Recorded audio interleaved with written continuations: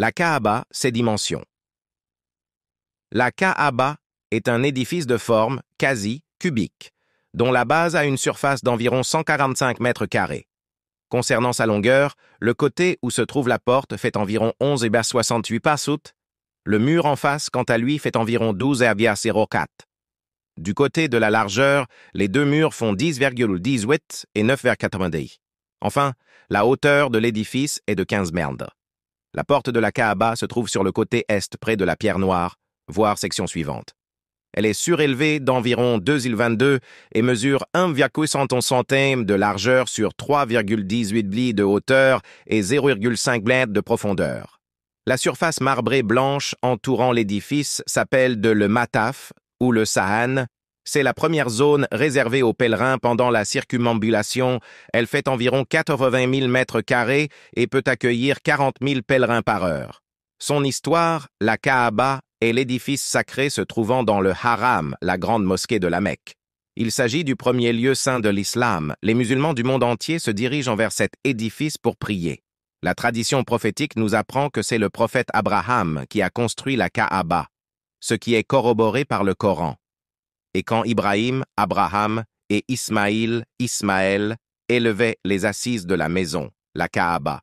Ô notre Seigneur, accepte ceci de notre part, car c'est toi l'audient, l'omniscient. Coran 2, v 527. D'autres récits existent et affirment qu'Adam fut le premier à la construire, Allah est plus savant. L'apparence de l'édifice était différente à ce moment-là. Abraham a édifié 3 murs droits complétés par un 4e en forme de demi-cercle, et il n'y avait pas de toit. Une fois l'édifice construit, Abraham invoqua Allah de la manière suivante. Notre Seigneur, envoie l'un des leurs comme messager parmi eux, Muhammad, pour leur réciter tes versets, leur enseigner le livre et la sagesse, et les purifier, car c'est toi, certes, le puissant, le sage.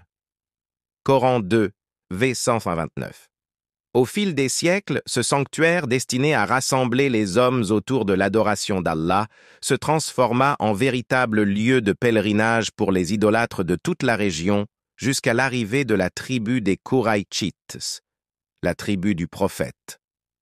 En 570, l'année de naissance du prophète, la Mecque est attaquée par Obraha, roi d'Abyssinie qui tente de la détruire, mais Allah le repoussé par sa puissance, voir Sourate al-Fil.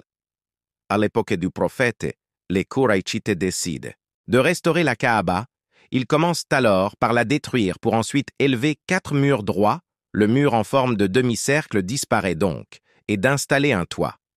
Néanmoins, les différentes tribus ne sont pas d'accord sur l'emplacement de la pierre noire, et chacune veut s'attribuer le privilège de la mettre à sa place. Ils désignèrent alors Muhammad régler ce différend. Celui-ci proposa d'utiliser un bout de tissu et d'y mettre la pierre, puis demanda à chaque représentant de tribu de prendre un bout de tissu et de mettre la pierre à sa place. La Kaaba fut alors construite sous sa forme actuelle.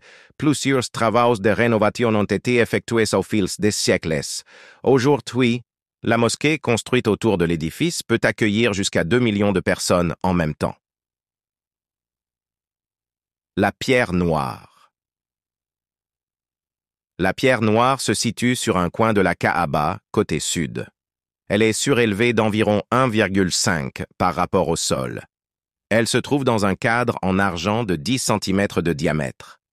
Cette pierre provient du paradis et fut descendue pendant la construction de la Kaaba par Abraham et son fils Ismaïl.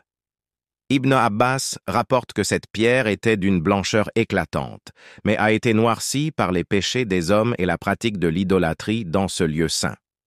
Même si la pierre noire a une grande importance pour les musulmans, celle-ci n'est pas vénérée par eux.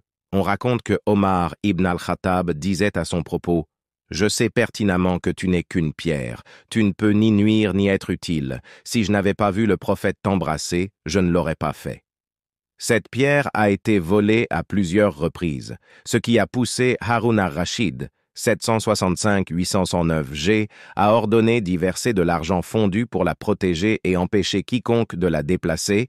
À ce jour, la pierre est toujours protégée par ce cadre argenté.